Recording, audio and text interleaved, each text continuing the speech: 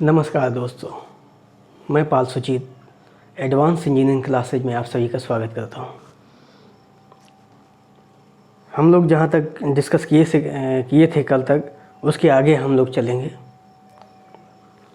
आज जो fundamental of electricity था वो पूरा चैप्टर ख़त्म हो चुका है। अब नया चैप्टर हम स्टार्ट करेंगे कि फंडामेंटल ऑफ इलेक्ट्रिसिटी वो ख़त्म हो चुका है। अब हमारा नया यूनिट चलेगा, नया चैप्टर चलेगा।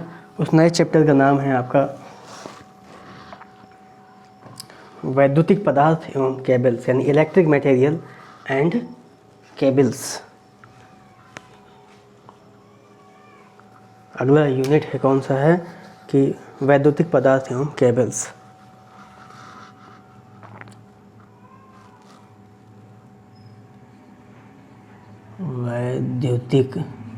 वैद्युतिक पदार्थ एवं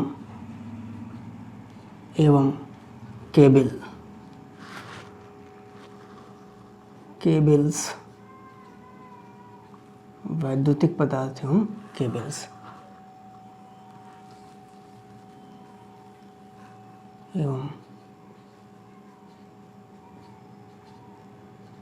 केबल्स ये हमारा सेकेंड यूनिट है। इलेक्ट्रिक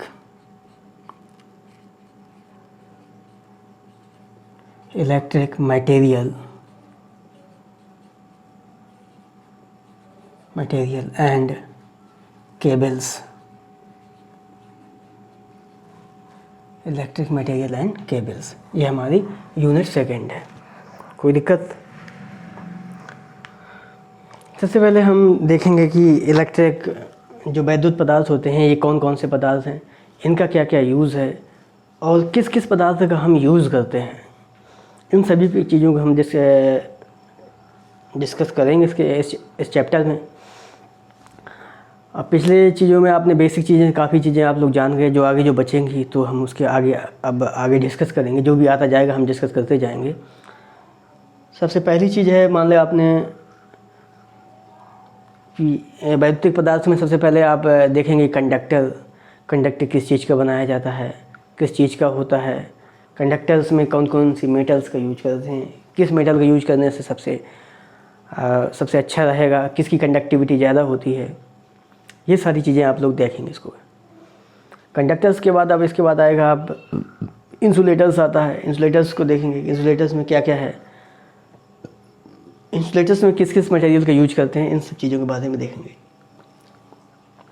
और इस चैप्टर में आप देखेंगे कि भारतीय विद्युत नियम यानी electricity rule, Indian electricity rules क्या हैं, इसके बारे में भी देखेंगे। विद्युत आपूर्ति के संयोजन हेतु वैद्युतिक चालकों की आवश्यकता होती है।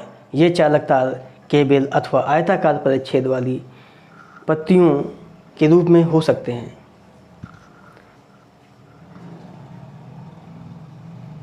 इन चालकों के द्वारा ही विद्युत को जनन केंद्र से यानी जनरेशन पॉइंट से ट्रांसमिशन पॉइंट यानी या सब स्टेशन में भेजते हैं, और सब स्टेशन से फिर इन सबको ले जाके ट्रांसमिशन लाइन में, और उसके बाद फिर डिस्ट्रीब्यूशन लाइन में, उसके बाद फिर कंज्यूमर्स के घर तक हम इसको भेजते हैं। इन सब के लिए भारत सरकार ने कुछ इलेक्ट्रिसिटी रूल भी बनाए, जिनको फॉलो करना बहुत ही आवश्यक हो जाता है किसी भी फर्म के लिए या किसी भी कॉन्ट्रैक्टर के लिए। आइए तो देखते हैं कि सबसे पहले हम देखेंगे भारतीय विद्युत नियम यानी इंडियन इलेक्ट्रिसिटी रूल होते क्या हैं, कौन कौन से हैं, क्या क्या हमारे भारत सरकार ने या इंडियन इलेक्ट्रिसिटी रूल ने क्या क्या गाइडलाइन दी हुई हैं। सबसे पहले देखते हैं भारतीय विद्युत नियम। अगली हेडिंग है भारतीय विद्युत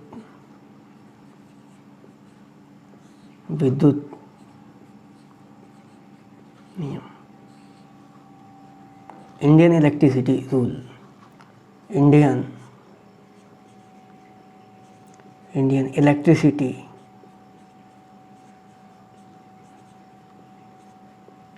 इंडियन इलेक्ट्रिसिटी रूल, भारतीय विद्युत नियम।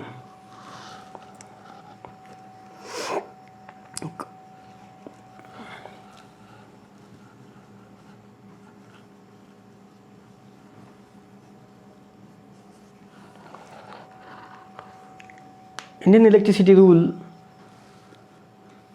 भारत सरकार ने हमको बहुत सारे नियम दिए, और किसी भी जैसे कोई वायरिंग हमें इंस्टॉल करना है किसी फर्म में तो कैसे वायरिंग की जाएगी, और कंडक्टर जैसे रहता है कितना ऊपर रहेगा, वायरिंग में कैसे क्या रहेगा कि फ़ैन कितना ऊपर रहेगा, इन सारी चीज़ों के बारे में बताया गया है इंडियन इलेक्ट्रिसिटी रूल्स में।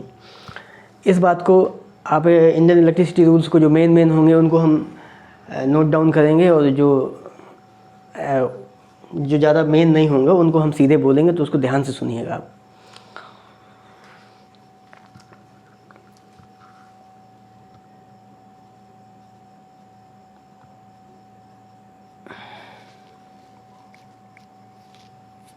भारतीय विद्युत नियम किसने बनाया कि सबसे पहले BIS यानी ब्यूरो ऑफ इंडियन स्टैंडर्ड्स ने भारतीय विद्युत नियम बनाए थे। BIS यानी ब्यूरो ऑफ इंडियन स्टैंडर्ड्स ने IS 732-1963, IS 4648 एवं एनी कोड यानी नेशनल इलेक्ट्रिकल कोड के अंतर्गत विद्युतिक वायरिंग की स्थापना के संबंध में कुछ नियम बनाए, जिनका साल निम्न प्रकार है। नंबर फर्स्ट, वैद्युतिक वायरिंग की स्थापना एवं उनका मरम्मत कार्य किसी लाइसेंसीधारी ठेकेदार से ही कराया जाना चाहिए। वैद्युतिक वायरिंग की स्थापना वैद्युतिक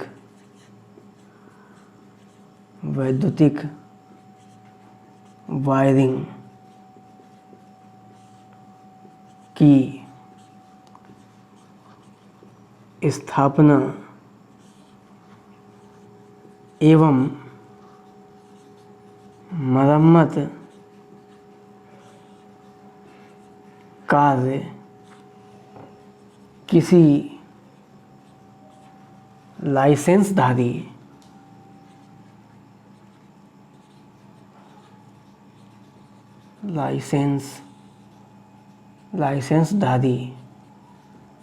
लाइसेंसधारी फर्म से ही कराया जाना चाहिए। लाइसेंसधारी ठेकेदार फर्म, लाइसेंसधारी ठेकेदार से कराया जाना चाहिए। कोई दिक्कत?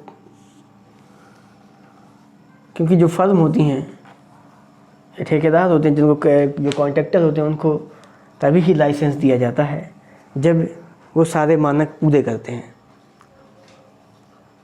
अगर हम लाइसेंसधारी ठेकेदार से ये अगर विद्युत वायरिंग की स्थापना या मरम्मत कार्य कराते हैं तो गलती होने के चांस बहुत ही कम रहते हैं। ठीक बात। अब सेकेंड नंबर पे देखते हैं। सेकेंड नंबर क्या है? वैद्युतिक वायरिंग में प्रयुक्त सहायक सामग्री ISI चिन्ह युक्त होनी चाहिए। वैद्युतिक वायरिंग में प्रयुक्त वैद्युतिक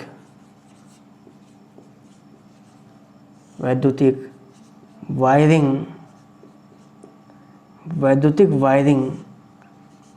में प्रयोग वैद्युतिक वायरिंग में प्रयोग की जाने वाली सहायक सामग्री ISI मार्क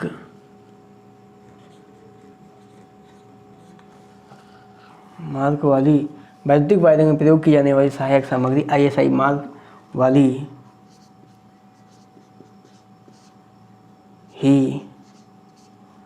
वाली ही होनी चाहिए।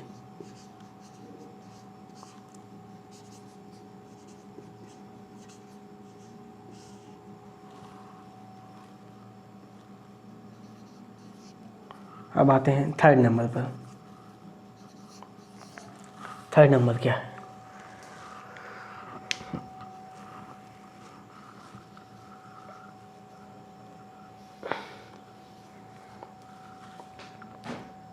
वैद्युतिक वायरिंग को उप परिपथों में विभक्त किया जाना चाहिए और लाइट एंड फैन तथा पावर के लिए पृथक पृथक उप परिपथ यानी सब सर्किट तैयार किए जाने चाहिए। वैद्युतिक वायरिंग को उप परिपथों में विभक्त किया जाना चाहिए। वैद्युतिक यानी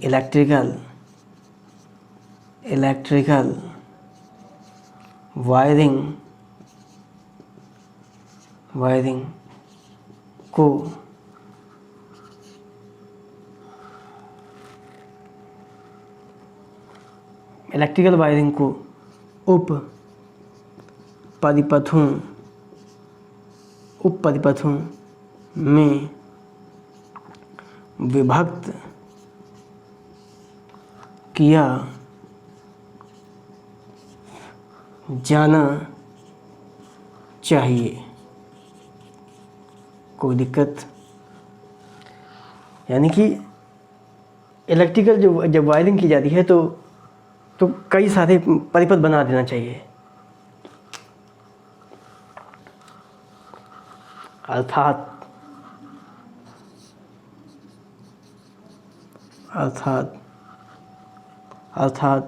लाइट एवं फैन परिपथ, लाइट एवं फैन परिपथ एवं पावर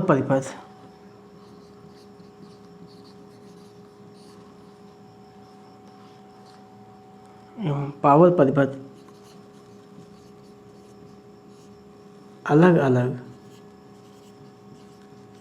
होने चाहिए।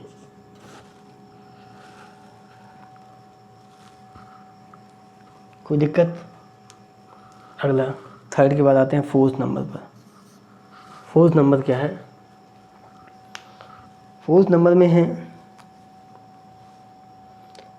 लाइट एंड फैन के प्रत्येक उप परिपथ में 10 से अधिक और पावर के प्रत्येक उप परिपथ में 2 से अधिक बिंदु नहीं होने चाहिए।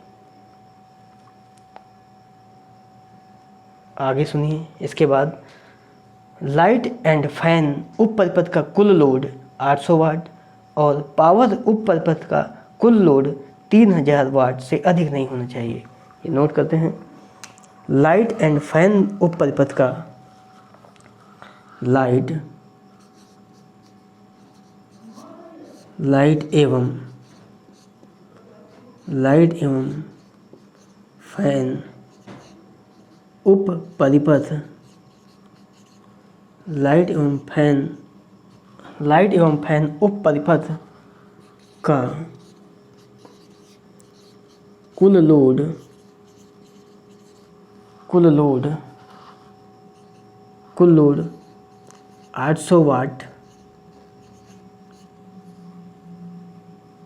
लोड 800 वाट तथा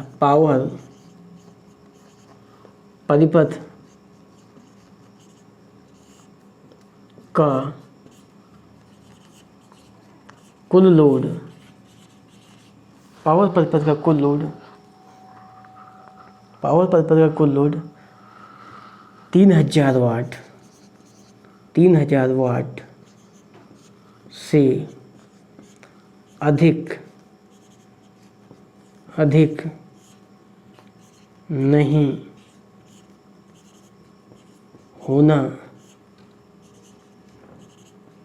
चाहिए।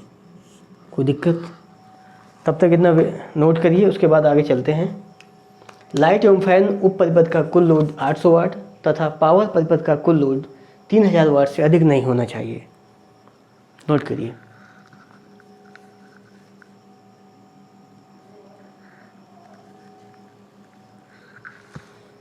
चलिए अब हम इसको रब किए दे रहे हैं, उसके बाद आगे चलेंगे।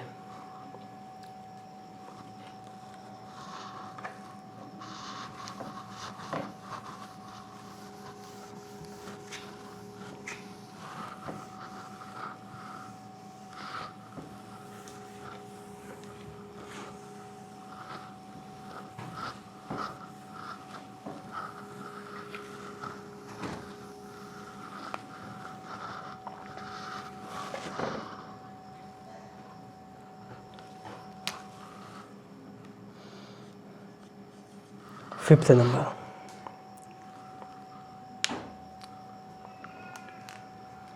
एक चीज़ थोड़ा ध्यान से सुनिएगा कि किसी जैसे कोई विद्युत उपकरण है, कोई इलेक्ट्रिकल इंस्ट्रूमेंट है, उसका लोड कितना होना चाहिए, उसका लोड कितना होगा, उस चीज़ के बारे में सुनिए। जैसे लैंप है, लैंप का होना चाहिए 60 वाट, सॉकेट होनी चाहिए 100 वाट की, फ्लोरोसेंट ट्यूब होना चाहिए 40 वाट का। उसके बाद छत का फ़ैन होना चाहिए 60 वाट का, मरकरी वेपर लैंप होना चाहिए 80 वाट का, और पावर सॉकेट कितनी होनी चाहिए 1000 वाट की।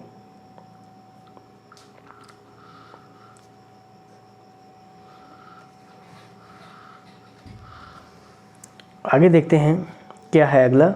नियंत्रक स्विच बोर्ड की फर्श से ऊंचाई 1.3 मीटर होनी चाहिए। नियंत्रक स्विच बोर्ड की फर्श से ऊंचाई 1.3 मीटर होनी चाहिए, अर्थात 1300 सेंटीमीटर होना चाहिए, और यह कक्ष के प्रवेश द्वार के निकट बाईं ओर स्थापित किया जाना चाहिए। अगला सुनिएगा। स्नान घर में स्थापित लैंप आदि का स्विच स्नान घर के बाहर की दीवार पर स्थापित किया जाना चाहिए।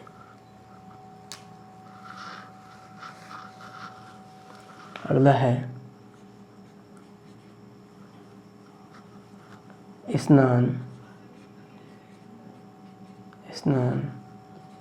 घर में स्थापित लैंप का स्विच स्नान घर में स्थापित लैंप का स्विच स्नान घर के बाहर की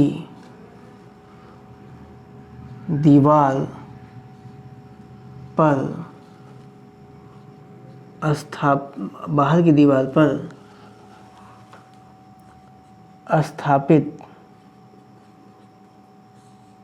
स्थापित होना चाहिए। यानी कि जो हमारे बाथरूम में बल्ब लगा रहता है या लैंप लगा रहता है, तो उसका स्विच क्या होना चाहिए, बाथरूम के बाहर वाली दीवार पर लगा होना चाहिए। कोई दिक्कत? 5th के बाद आते हैं आप 6th नंबर पर।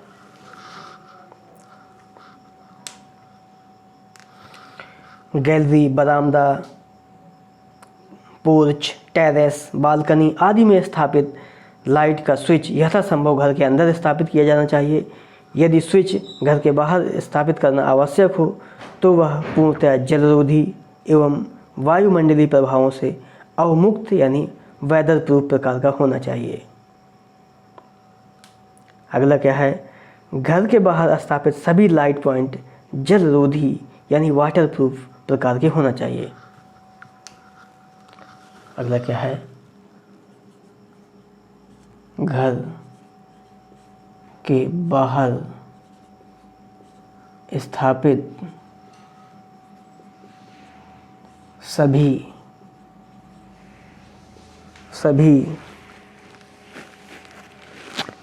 पॉइंट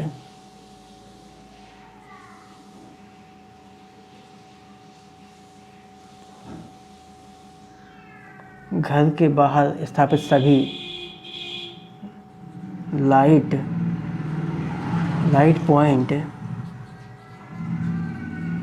पॉइंट घर के बाहर स्थापित सभी लाइट पॉइंट जलरोधी यानी वाटरप्रूफ जलरोधी होने चाहिए।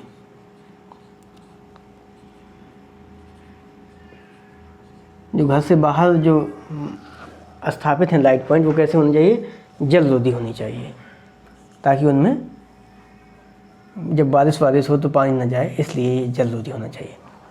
अगला नंबर 7th नंबर क्या कहता है,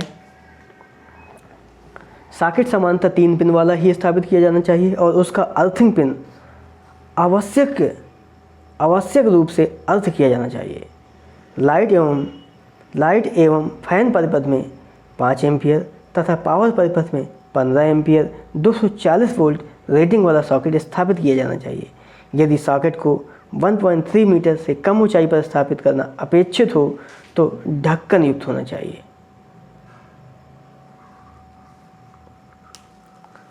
सॉकेट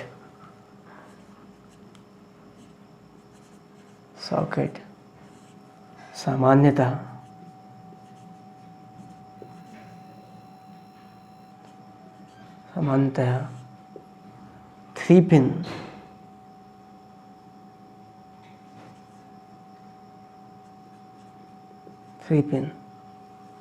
3 पिन वाला ही स्थापित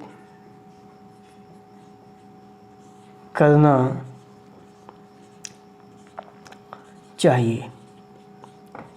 जो सॉकेट है सामान्यतः 3 पिन वाला भी ही स्थापित करना चाहिए और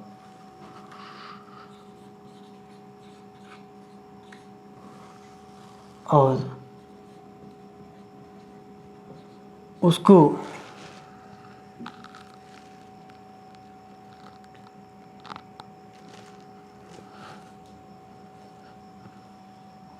और अर्थिंग पिन को अर्थिंग पिन को अवश्य ही अर्थ किया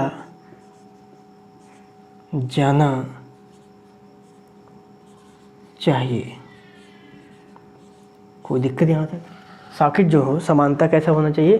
3 पिन वाला 3 पिन सॉकेट ही यूज करना चाहिए या स्थापित करना चाहिए और अर्थिंग पिन को अवश्य ही अर्थ किया जाना चाहिए।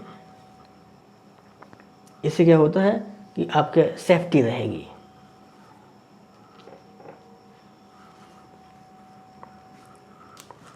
अगला क्या है?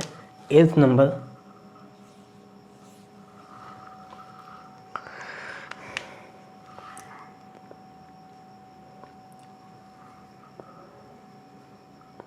छत के पंखों के ब्लेड्स तथा फर्श के बीच की न्यूनतम दूरी 2.4 मीटर और अधिकतम दूरी 3 मीटर का अंतर अवश्य रखा जाना चाहिए। अगला है वायरिंग में प्रयुक्त सभी धात्विक आवरण यानी मेटेलिक कवरिंग आवश्यक रूप से अर्थ किए जाने चाहिए।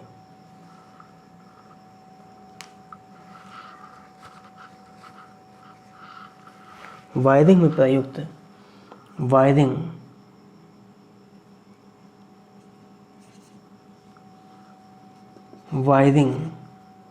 में प्रयुक्त सभी धातु आवरण अवश्य ही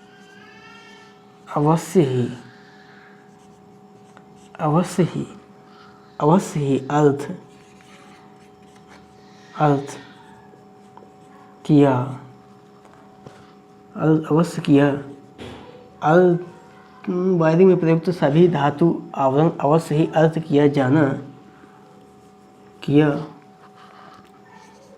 जाना चाहिए। यानी कि अगर कोई मेटलिक कवरिंग प्रदान किया जाता है वायरिंग में तो उसको अर्थ जरूर करना चाहिए। कोई दिक्कत नहीं। इसके बाद 8th नंबर हो गया। उसके बाद आते हैं 9th नंबर पर। 9th नंबर क्या कह रहा है?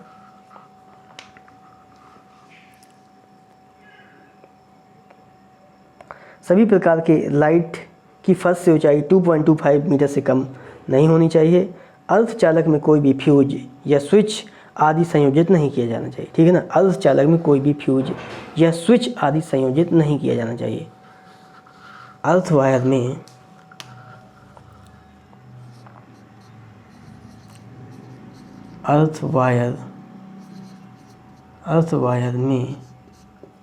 कोई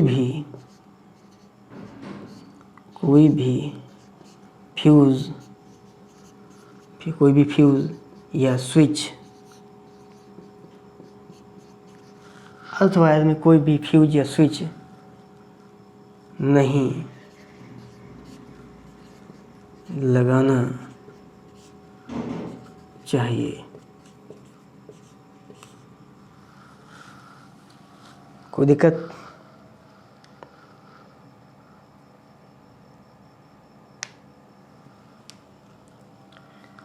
ये सभी लाइव वायर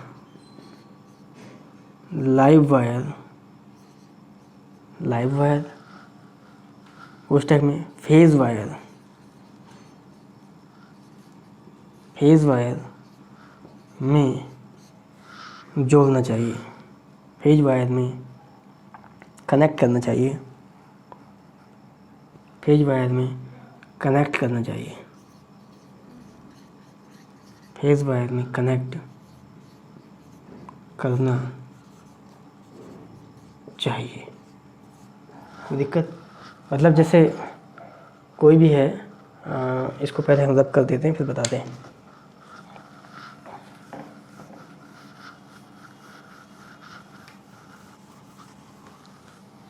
जैसे हमारे कोई सिंगल फेज लाइन है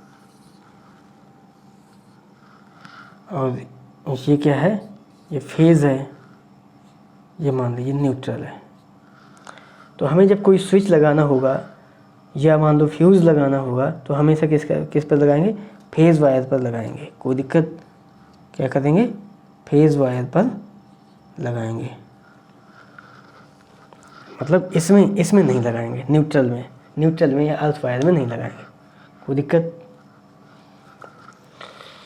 चलिए आगे चलते हैं।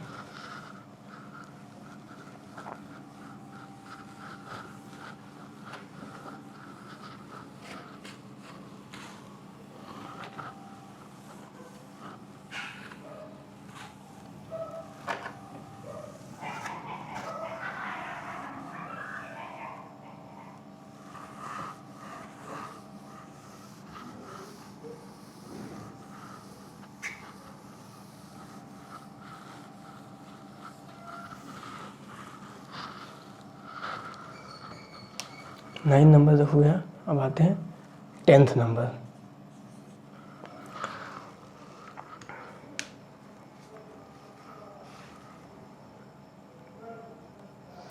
क्या कह रहा है अगला कि प्रत्येक उप परिपथ का वितरण बोर्ड पृथक होना चाहिए, प्रत्येक सब सर्किट का डिस्ट्रीब्यूशन बोर्ड सेपरेट होना चाहिए, अलग होना चाहिए। प्रत्येक, क्या कह रहा है, प्रत्येक उप परिपथ का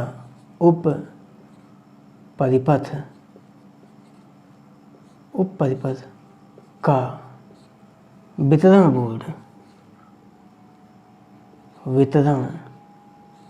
बोर्ड यानी डिस्ट्रीब्यूशन बोर्ड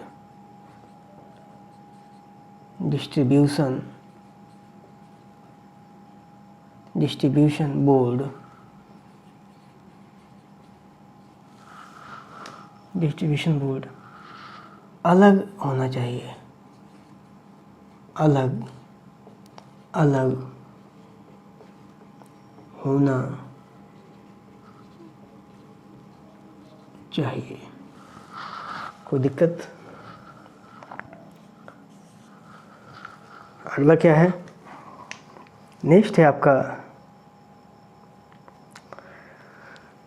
सुनिएगा, 3 फेज एसी लाइन में यथासंभव प्रत्येक फेज पर लोड संतुलित रखना चाहिए और तीनों फेजों को क्रमशः लाल, पीला एवं नीले रंग द्वारा चिन्हित किया जाना चाहिए अथवा इन रंगों के तार का प्रयोग किया जाना चाहिए।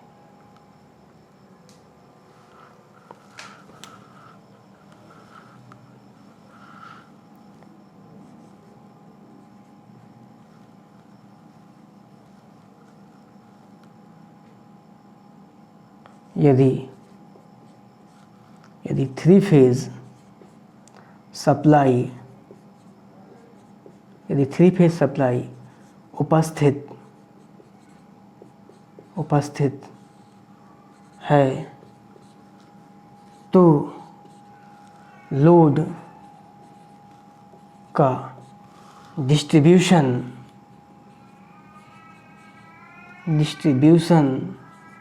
बोल तो वितरण। यदि 3 फेज सप्लाई उपस्थित है तो लोड का डिस्ट्रीब्यूशन इस प्रकार करना चाहिए, इस प्रकार करना चाहिए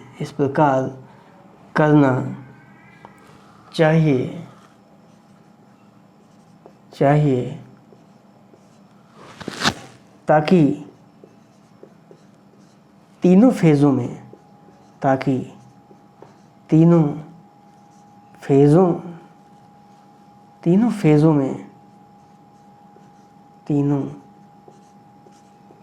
में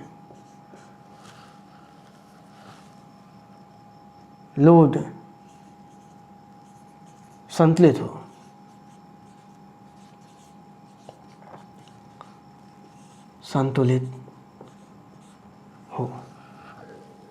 कोई दिक्कत, जैसे मान लो हमारे पास कोई 3 फेज सप्लाई आ रही है, मान लीजिए ये हमारा फेज आर है, ये हमारा वाई है, ये हमारा क्या है, बी फेज है। क्या है कि अगर मान लीजिए, और ये मान लीजिए चौथा है हमारे पास, ये क्या है, ये न्यूट्रल है। तो हमें लोड का वितरण इस प्रकार से करना चाहिए कि इस आर फेज और न्यूट्रल, वाई फेज और न्यूट्रल, बी फेज और न्यूट्रल में लोड क्या होना चाहिए, लगभग बराबर ही होना चाहिए। कोई दिक्कत नहीं। तो अब आगे चलते हैं, इसको मिटा देते हैं, इसके बाद आगे चलते हैं।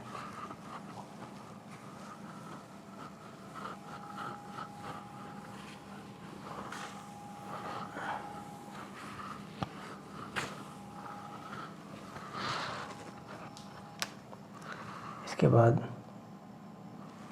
और इसमें अगर आप लिखें, हम आगे बताएंगे। चलिए 12 नंबर क्या है, 12 नंबर में अगला क्या बोल रहा है वो,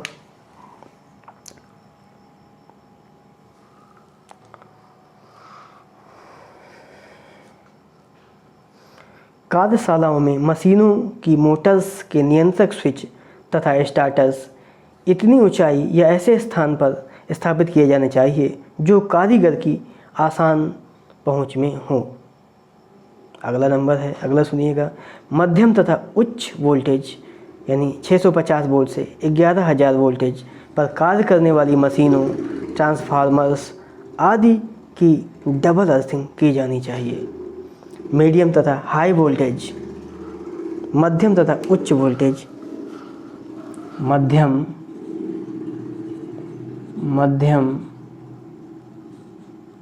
तथा उच्च वोल्टेज,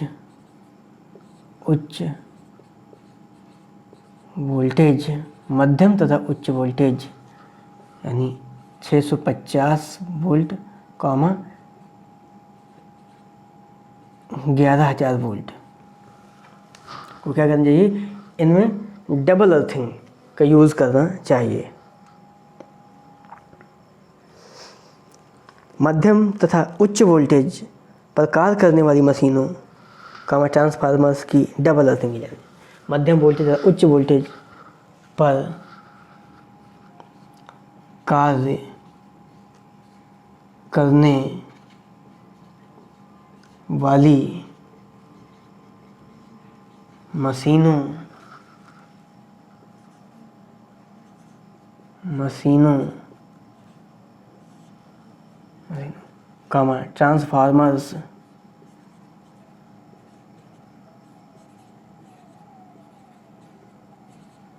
ट्रांसफार्मर्स की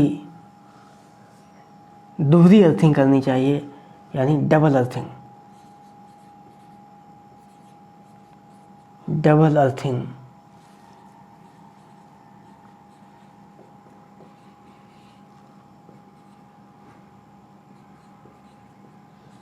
अर्थिंग किया जाना चाहिए। कोई दिक्कत? 13 नंबर क्या कह रहा है, मध्यम तथा उच्च वोल्टेज 650 वोल्ट या 11,000 वोल्टेज पर कार्य करने वाली मशीनों, जैसे मशीनों या ट्रांसफार्मर की डबल अर्थिंग किया जाना चाहिए, यानी दोहरी अर्थिंग किया जाना चाहिए।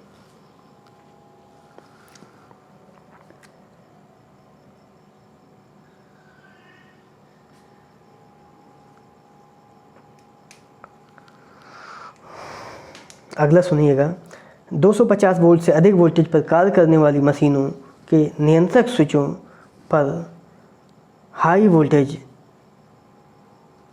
वार्निंग बोर्ड आवश्यक रूप से लगाया जाना चाहिए।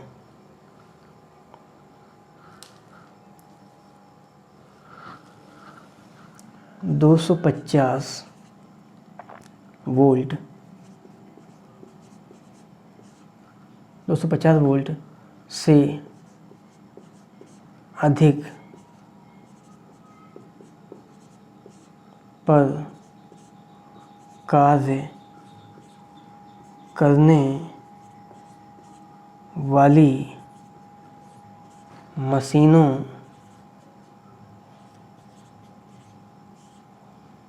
के switches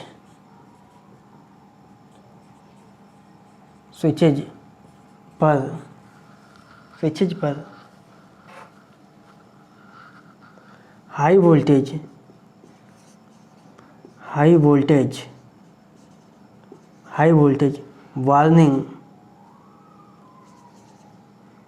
high voltage warning plate जरूर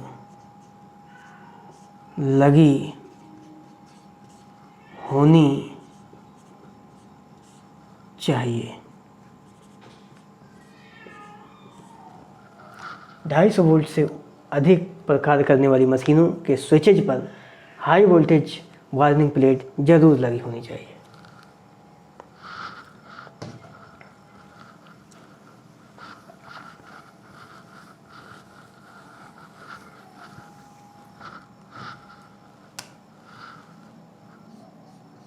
फोर्टीन नंबर यानी 14 नंबर।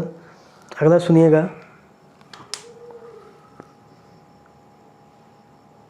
किसी भी प्रकार की नई स्थापित वैद्युतिक वायरिंग में सप्लाई चालू करने से पहले मेगर नामक यंत्र द्वारा धारा लीकेज यानी कि धारा लीकेज का परीक्षण अवश्य किया जाना चाहिए। नई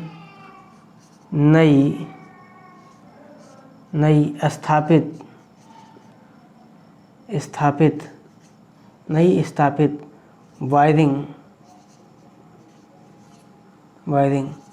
को चालू करने से पहले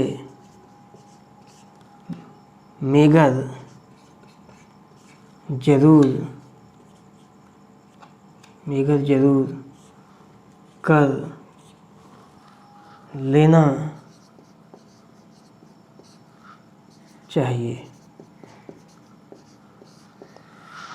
नई स्थापित वायरिंग को चालू करने से पहले मेगर जरूर कर लेना चाहिए।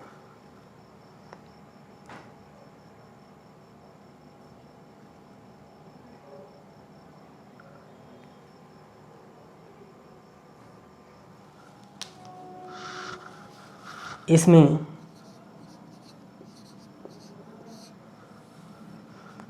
लीकेज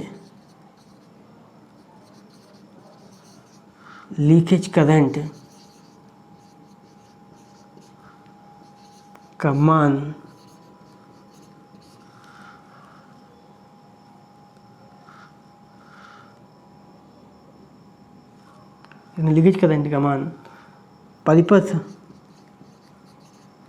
परिपथ की कुल करंट क्षमता का 1/5000वां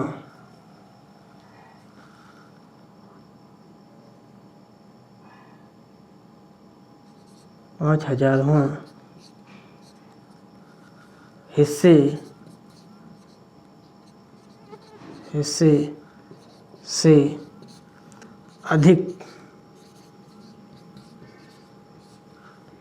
नहीं होना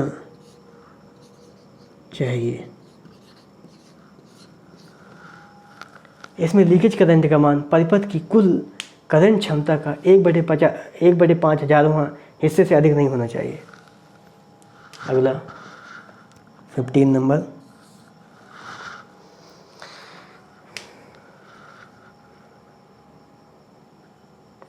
लाइट एंड फैन तथा पावर वैद्युतिक वायरिंग की स्थापना भारतीय विद्युत अधिनियम 1956 के अंतर्गत की जानी चाहिए। अगला सुनिएगा, वायरिंग में आधिकारिक पेंच ही प्रयोग किए जाने चाहिए, उन्हें हथौड़े से नहीं ठोकना चाहिए। अगला सुनिएगा, लकड़ी के बोर्ड टीक वुड से बने होने चाहिए और सभी ओर से वार्निश आलेपित होने चाहिए।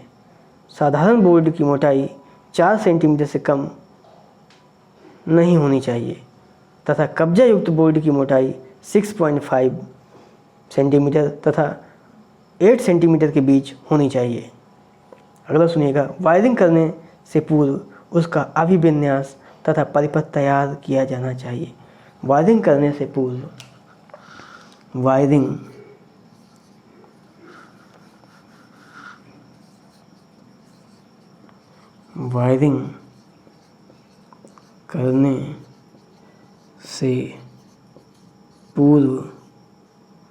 करने से पूर्व उसका अभिविन्यास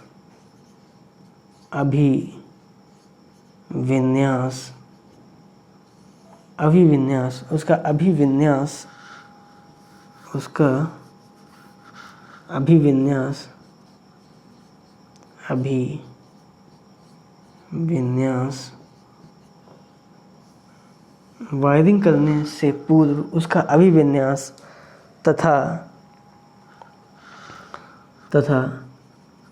परिपथ अवश्य तैयार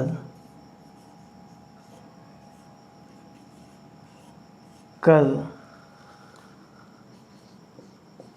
लेना चाहिए। कोई दिक्कत? एक बार पढ़ लीजिए इनको, उसके बाद फिर इसको हम लोग क्या कर दें, रब कर दें।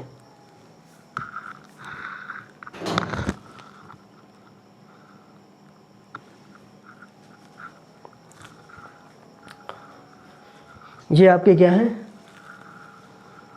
इलेक्ट्रिसिटी रूल्स हैं। इसको हम ऑब्जर्व कर दे रहे हैं, इसके बाद आगे चलते हैं।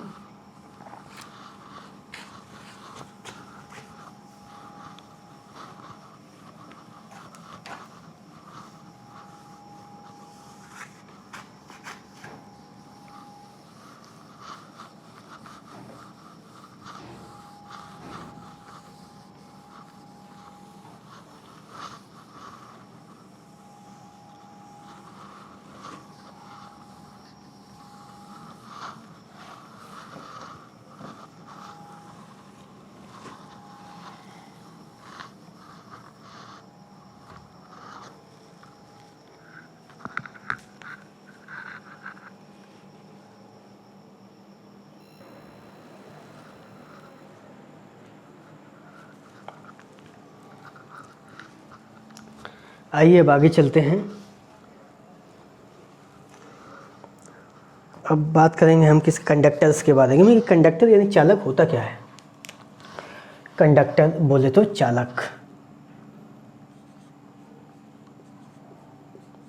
चालक बोले तो कंडक्टर।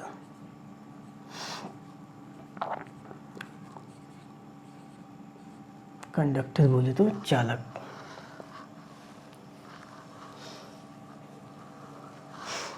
कंडक्टर है क्या चीज़? कंडक्टर वो है जो इलेक्ट्रिसिटी यानी विद्युत के लिए एक माध्यम है। अगर हमें विद्युत को एक स्थान से दूसरे स्थान तक ट्रांसमिट करना हो, भेजना हो, तो हमें कंडक्टर की ज़रूरत पड़ती है। कोई मीडियम की ज़रूरत पड़ती है तो उस मीडियम हमारे पास क्या होता है, कंडक्टर ही होता है। कंडक्टर का यूज़ करते हैं और इलेक्ट्रिकल एनर्जी को वह एक लोकेशन से दूसरे लोकेशन में ट्रांसमिट करते हैं। कंडक्टर कई प्रकार के हो सकते हैं, मतलब कंडक्टर विभिन्न प्रकार के मटेरियल्स से हो सकते हैं। या तो सिल्वर का हो सकता है यानी चांदी का, या तो आप कॉपर का हो सकता है यानी तांबे का, या तो एल्युमिनियम का हो सकता है, या और भी दूसरे धातु के हो सकते हैं। सोने का भी हो सकता है अगर बनाना चाहें, बस थोड़ा सा महंगा पड़ता है, बस और कोई बात नहीं है। तो कंडक्टर है क्या है? कंडक्टर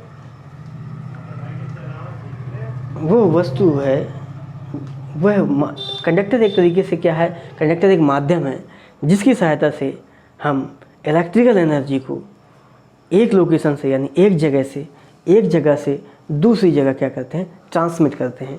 वो क्या होता है, कंडक्टर होता है। कोई दिक्कत नहीं। जो कंडक्टर होते हैं इनमें फ्री इलेक्ट्रॉन्स की संख्या अधिक होती है respect to semiconductor and insulators, यानी सेमीकंडक्टर और इंसुलेटर की अपेक्षा इसमें फ्री इलेक्ट्रॉन्स की संख्या ज़्यादा होती है।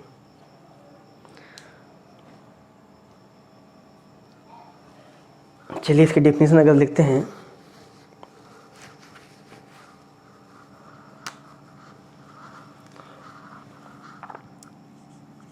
मुक्त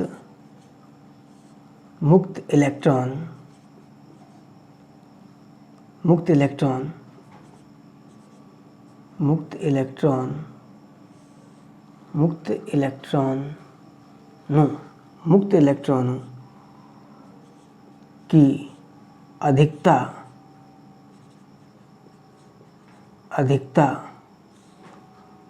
वाले पदार्थ मुक्त इलेक्ट्रॉनों की अधिकता वाले पदार्थ चालक कहलाते हैं। क्या कहलाते हैं? चालक कहलाते हैं। कोई दिक्कत? चालक एक तरीके से, यानी कंडक्टर एक तरीके से माध्यम होता है जिससे हम इलेक्ट्रिकल एनर्जी को वन लोकेशन से अनदर लोकेशन में क्या करते हैं, ट्रांसमिट करते हैं यानी भेजते हैं।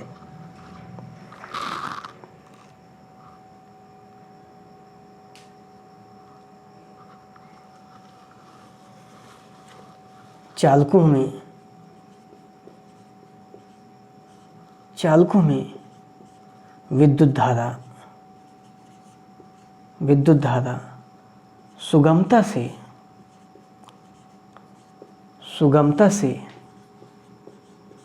प्रवाहित होती है। जो विद्युत धारा होती है चालकों में कैसे प्रवाहित होती है? सुगमता से प्रवाहित होती है, क्योंकि जो चालक होते हैं इनका रेजिस्टेंस कम होता है, कंडक्टिविटी ज़्यादा होती है, इसलिए इनमें करंट बहुत ही आसानी से फ्लो हो सकती है। कंडक्टर्स के एग्जांपल हम बता सकते हैं। मोस्टली अधिकतर धातुएं चालक होती हैं, अधिकतर धातुएं चालक ही होती हैं।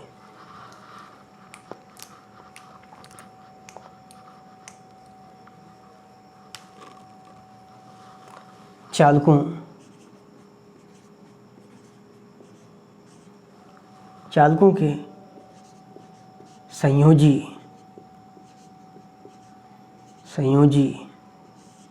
कोष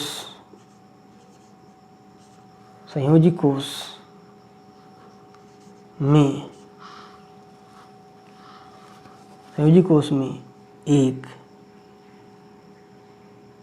2 या 3 इलेक्ट्रॉन 1, 2 या 3 इलेक्ट्रॉन होते हैं।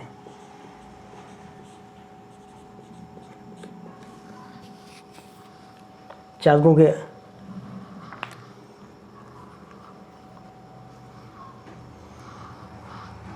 अगला एग्जाम्पल है इसके, एग्जाम्पल क्या क्या है इसके? चांदी, तांबा, तांबा बोले तो कॉपर, सोना, लोहा आदि। कोई दिक्कत? मुक्त इलेक्ट्रॉनों की अधिकता वाले पदार्थ चालक कहलाते हैं। चालकों में विद्युत सुगमता से प्रवाहित होती है। चालकों के संयोजी कोष में 1, 2 या 3 इलेक्ट्रॉन होते हैं। चालकों के एग्जाम्पल हैं चांदी है, तांबा है, सोना है, लोहा है। ये सभी क्या हैं? चालकों के एग्जाम्पल हैं, उदाहरण हैं। अब हम देखते हैं properties of a good conductor, अच्छे चालक के गुणधर्म। Properties of the good conductor यानी अच्छे चालकों के गुणधर्म।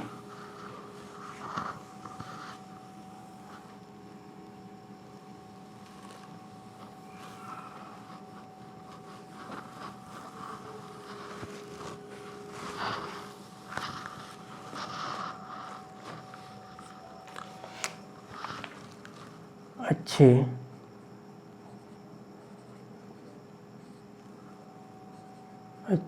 चालकों के गुण धर्म। अच्छे चालकों के गुण धर्म। Properties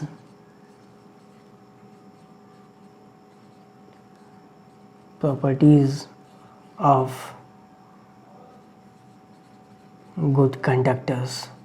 Properties of good conductors.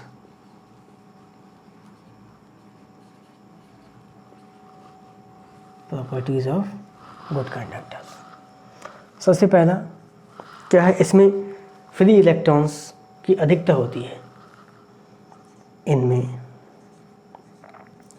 Free electrons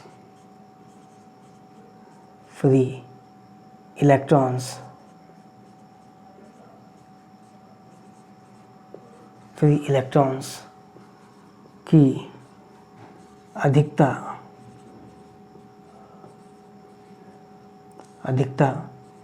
होती है। मतलब इसमें फ्री इलेक्ट्रॉन्स जो होते हैं, जो हमारे करंट के फ्लो में सहायक होते हैं, उनकी संख्या ज़्यादा होती है। किसके रिस्पेक्ट में? With respect to semiconductor and insulators. कोई दिक्कत नहीं। अगला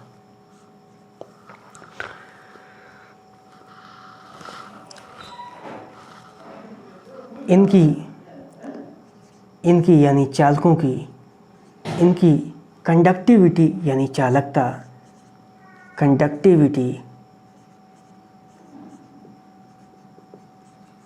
इनकी कंडक्टिविटी यानी चालकता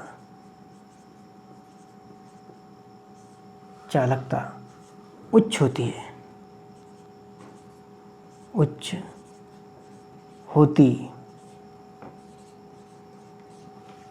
यानी कि जो चालक होते हैं उनकी कंडक्टिविटी हाई होती है।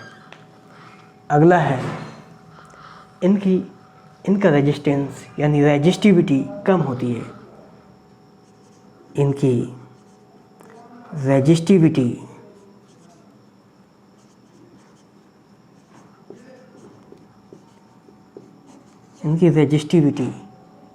यानी प्रतिरोधकता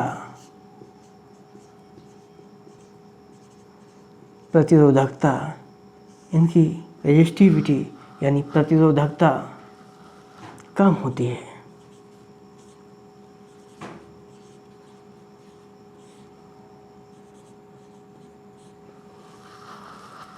अगला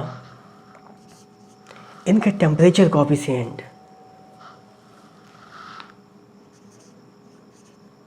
इनका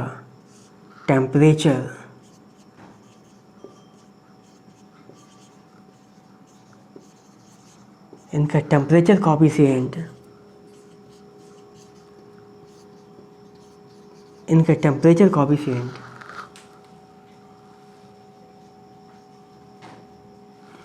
पॉजिटिव होता है। यानी धनात्मक, धनात्मक होता है। इसका मतलब क्या है धनात्मक होने से? इनका टेम्परेचर कोएफिशिएंट धनात्मक होता है। धनात्मक होने का मतलब ये है कि अगर हम कंडक्टर का टेम्परेचर बढ़ाते हैं तो क्या होता है कि रेजिस्टेंस भी कंडक्टर का बढ़ जाता है, यानी बढ़ने लगता है। कोई दिक्कत नहीं। आगे चलते हैं। सबसे पहला क्या हुआ, इन पर फ्री इलेक्ट्रॉन्स की संख्या ज़्यादा होती है। सेकंड नंबर है इनकी कंडक्टिविटी यानी चालकता उच्च होती है। इनकी रेजिस्टिविटी यानी प्रतिरोधकता कम होती है। अगला है इनका टेम्परेचर कोएफिशिएंट धनात्मक होता है।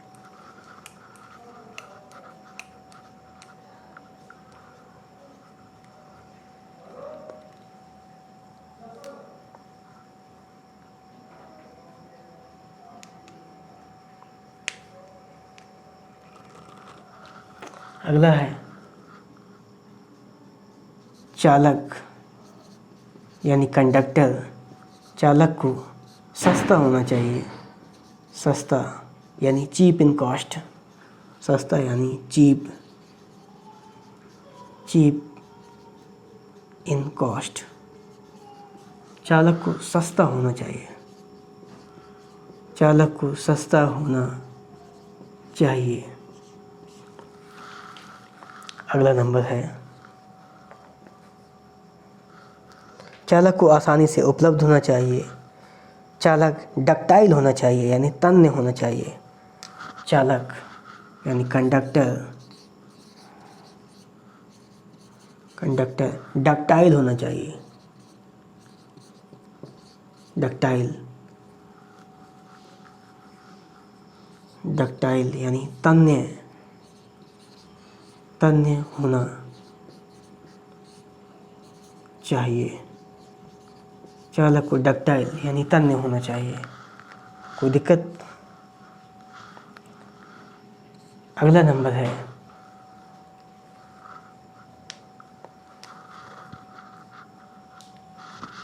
चालक मजबूत होना चाहिए। मजबूत होना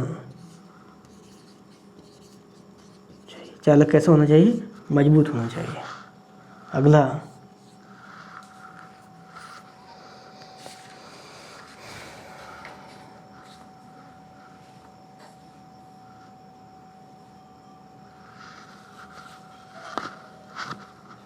चालक आघात वर्धनीय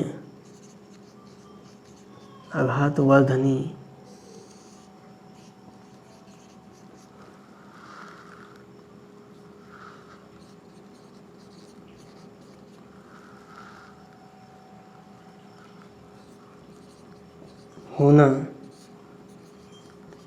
चाहिए। आघातवर्धनी मतलब इसका मतलब ये है कि अगर उसको पीट के उसको चादर बनाया जा सके, इसका मतलब ये है आघातवर्धनी। इतना नोट करिए, उसके बाद फिर रब किया जाए।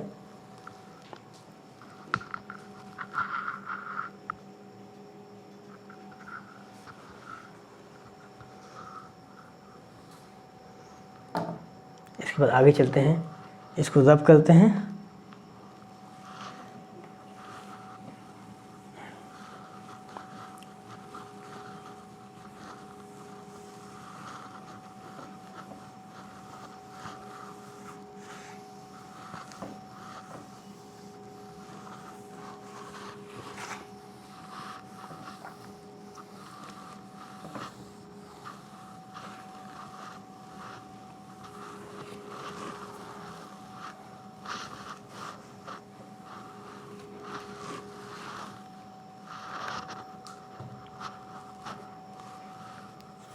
अगला नंबर आगे क्या है कि अब हम देखते हैं कि चालक कौन कौन से हैं। तो प्रमुख चालक यानी कंडक्टर्स कौन कौन से हैं।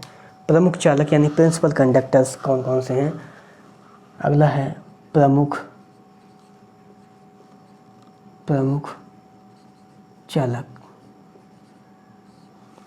चालक यानी प्रिंसिपल कंडक्टर्स।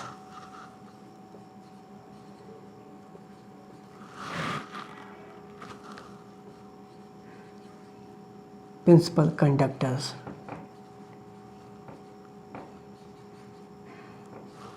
प्रमुख चालक कौन कौन से हैं उसके बारे में हम जानेंगे। प्रिंसिपल कंडक्टर्स में मेन कंडक्टर कौन कौन से हैं, जैसे चांदी हो गया, तांबा हो गया, सोना हो गया, एल्यूमिनियम हो गया, टंगस्टन हो गया, जस्ता हो गया, पीतल हो गया, निकेल हो गया, लोहा हो गया, टिन हो गया, जर्मन सिल्वर हो गया, सीसा हो गया, मैग्नीन हो गया, यूरेका हो गया, प्लेटिनम हो गया, पारा हो गया, नाइक्रोम हो गया, कार्बन हो गया। इतने सारे कंडक्टर्स के बारे में हमको पढ़ना है। पहला नंबर चांदी, दूसरा नंबर तांबा, तीसरा नंबर सोना, चौथा नंबर एल्यूमिनियम,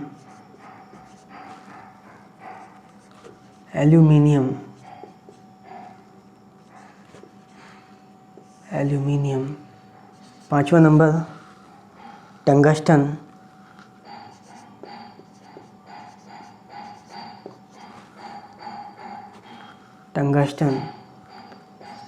अगला नंबर छठवां नंबर जस्ता, सेवन नंबर क्या है,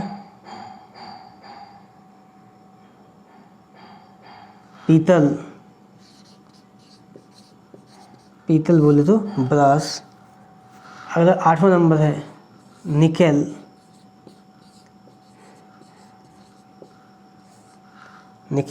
या निकेल।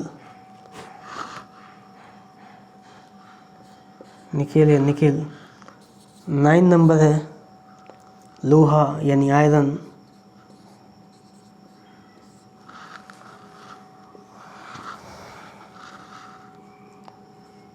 10वां नंबर है टिन। 11 नंबर है जर्मन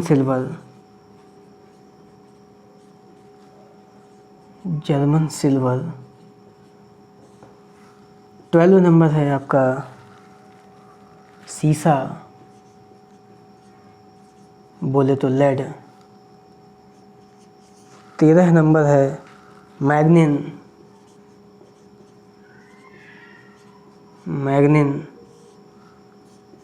14 नंबर है यूरेका।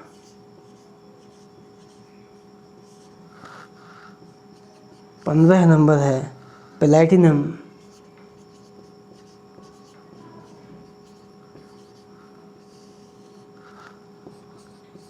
16 नंबर है पारा।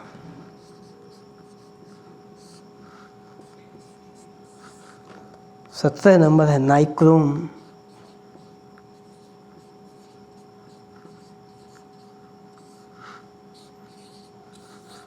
18 नंबर है कार्बन।